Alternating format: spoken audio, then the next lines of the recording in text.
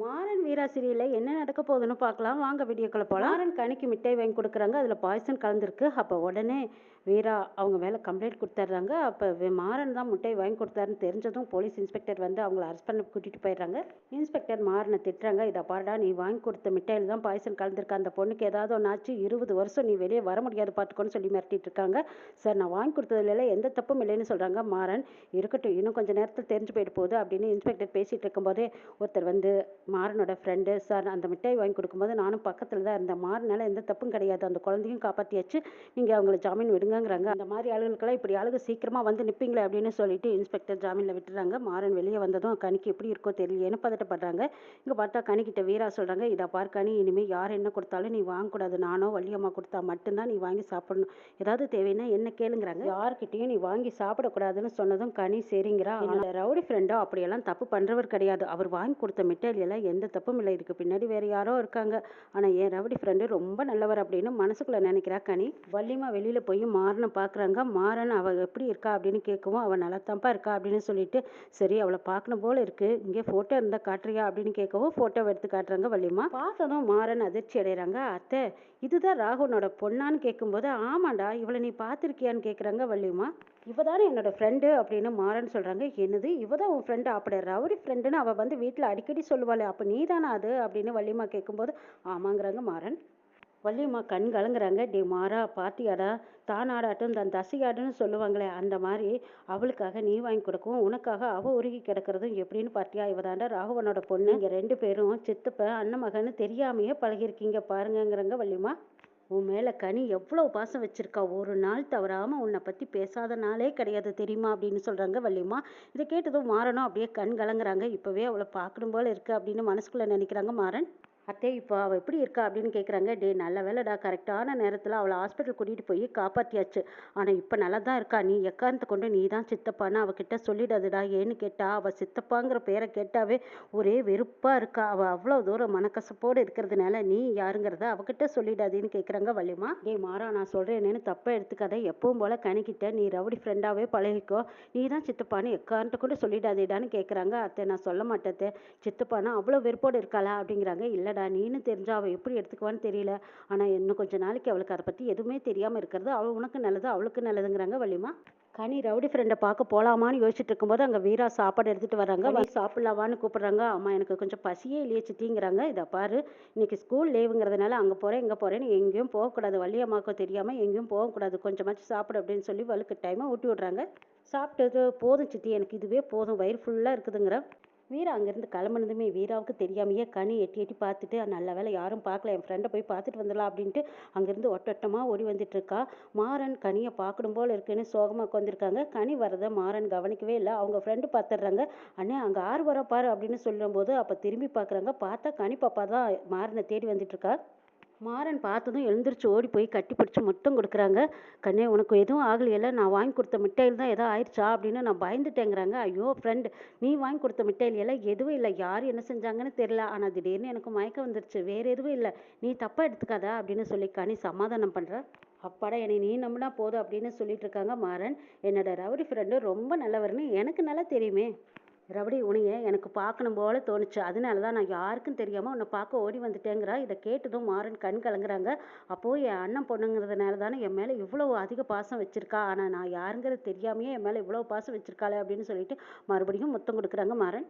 கனி பாப்பா நான் இன்னைக்கு ஒன்றும் உன் கூடவே இருந்துக்கிட்டுமா, உன் கூட இருக்கணும் போல் எனக்கு ஆசையாக இருக்குது அப்படின்னு கேட்கவும் அப்போ மாறன் தன் பக்கமே வச்சுக்கிறாங்க. அங்கே பார்த்தா வீட்டில் வீரா எங்கே கனியை காணா, ஒரு வேளை வள்ளியம்மா ரூமில் தான் தூங்குவாளா இருக்கும் அப்படின்னு நினச்சிட்டு இருக்காங்க. வள்ளியம்மா கனி அங்கே தான் இருப்பாளான்னு நினச்சிட்டு இருக்காங்க. வெறும் வீரா வள்ளியம்மாவை கேட்குறாங்க, ஏ வள்ளியம்மா கனி நைட்டு உங்கள் ரூமில் தான் படுத்துட்டாளான்னு கேட்குறாங்க. வள்ளியம்மாவும் போய் சொல்லிடுறாங்க, ஆமாம் வீராங்கிறாங்க. ஏ கனி எங்கடி இருந்த எவ்வளோ நேரமா அப்படின்னு கேட்குறாங்க. வள்ளியம்மா நான் என்னோட ரவுடி ஃப்ரெண்டை பார்க்க போனேன், ஆனால் இந்த விஷயம் வீராவுக்கு தெரிஞ்சா என்னை திட்டுவா, அதனால தான் உங்களையும் திட்டுவாளா, நான் போய் சொல்லிட்டேன்னு சொல்கிறா கனி.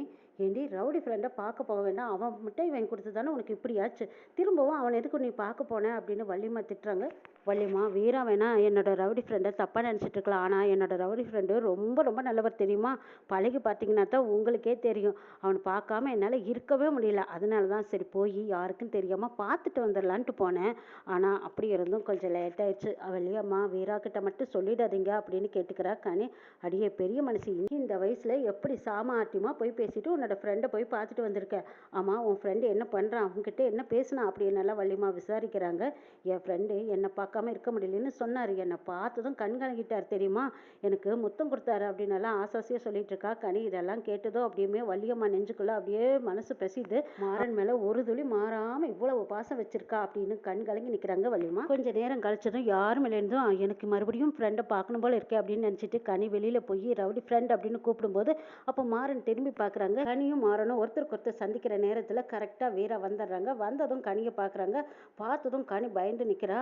இங்கே எதுக்குடி வந்தேன்? நான் தான் இங்கெல்லாம் வெளியில் வரக்கூடாதுன்னு சொல்லியிருக்கேன்ல, யாருக்கிட்டையும் பேசக்கூடாதுன்னு சொல்லியிருக்கேன்ல, திரும்ப இங்கே எதுக்கு வந்த அப்படின்னு திட்டிக்கிட்டு இருக்காங்க வீரா.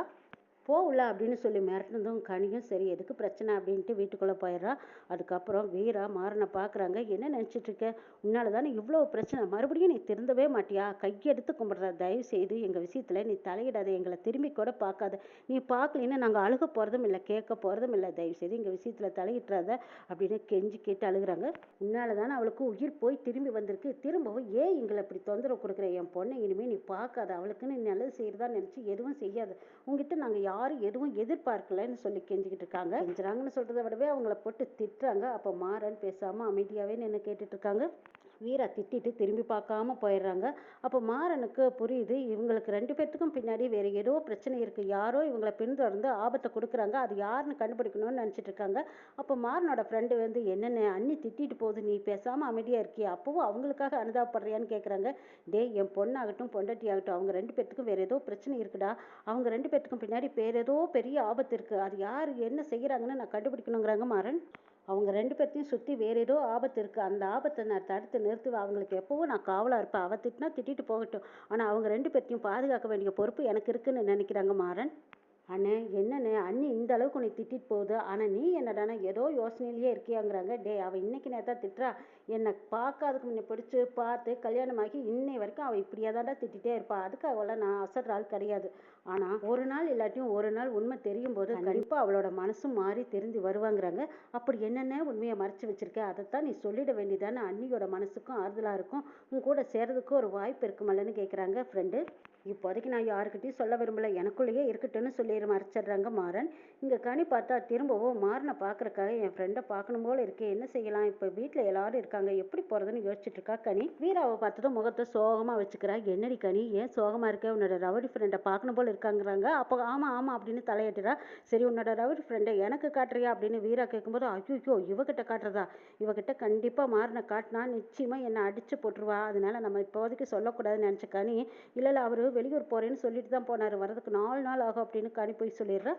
அடியே சின்னவண்டி, என்னடி உன்னோட ரவுடி ஃப்ரெண்டு யாருன்னு எனக்கு தெரியாதுன்னு நினச்சிட்டு இருக்கிறியா? எனக்கு தெரியும்டி, வாசலில் தாண்டி காத்துட்ருக்கா. பூசணிக்காயை சோத்துல மறைச்ச மாதிரி உன் சித்தி வீரா கிட்ட எவ்வளோ பெரிய உண்மையை மறைச்சிருக்க. அடியே, உன்னோட ரவுடி ஃப்ரெண்டு யாருன்னு எனக்கு தெரியும். அவன் உன் மேலே எவ்வளோ பாசம் வச்சிருக்கா, நீ அவன் மேலே எவ்வளோ பாசம் வச்சிருக்க. அவனை போய் ஒரு நிமிஷம் தவறாமல் நீ ஓடி போய் பார்த்துட்டு வரதெல்லாம் எனக்கு தெரியாதுன்னு நினச்சியா அப்படின்னு வள்ளியம்மா கேட்டதும் அப்படியே ஷாக்காகி நிற்கிறா கனி.